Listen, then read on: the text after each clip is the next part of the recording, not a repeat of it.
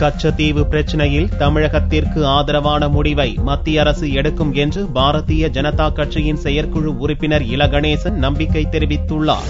சென்னை, நாகை, திருவாரூர், தஞ்சை உள்ளிட்ட 12 மாவட்ட நிர்வாகிகளின் ஆலோசனைக் கூட்டம் தமிழக பாரதிய ஜனதா கட்சி தலைமை அலுவலகமான கமலாலயத்தில் புதனன்று நடந்தது. இக்கூட்டத்தை கட்சியின் தேசிய செயற்குழு உறுப்பினர் இல கணேசன் துவக்கி வைத்தார். லோக்சபா தேர்தலுக்கு பின்னர் கட்சியின் வளர்ச்சி, 2016 சட்டசபை தேர்தலுக்கு தயாராவது உள்ளிட்ட பல்வேறு விஷயங்கள் இக்கூட்டத்தில் விவாதிக்கப்பட்டன. பின்னர் செய்தியாளர்களை சந்தித்த இல கணேசன் கச்சத்தீவு பிரச்சினையில் தமிழகத்திற்கு சாதகமான நிலை ஏற்படும் என்று நம்பிக்கை தெரிவித்தார். முந்தைய மனு என்ன, ஜனவரி மாதம் பழைய அரசாங்கம் என்ன தந்தார்களோ அந்த மனுவையே மறுபடியும் எடுத்து அது ஏதோ புதிய அரசாங்கத்தின் கருத்து போல ஊடகங்களுக்கு தரப்பட்டிருக்கிறது. புதிய அரசாங்கம் இது குறித்து என்ன சொல்ல போகிறது என்பது நிச்சயமாக நீதிமன்றத்தில் அடுத்து விசாரணையில் நிச்சயமாக நாங்கள் சொல்வோம். அதில் சொல்லப்பட்டது போல வலை காய போடுவதற்கு உரிமை இருக்கிறது, மீனவர்கள் ஓய்வெடுப்பதற்கு தான் உரிமை இருக்கிறது, ஆனால் மீன்பிடிக்க இல்லை என்று சொன்னார்.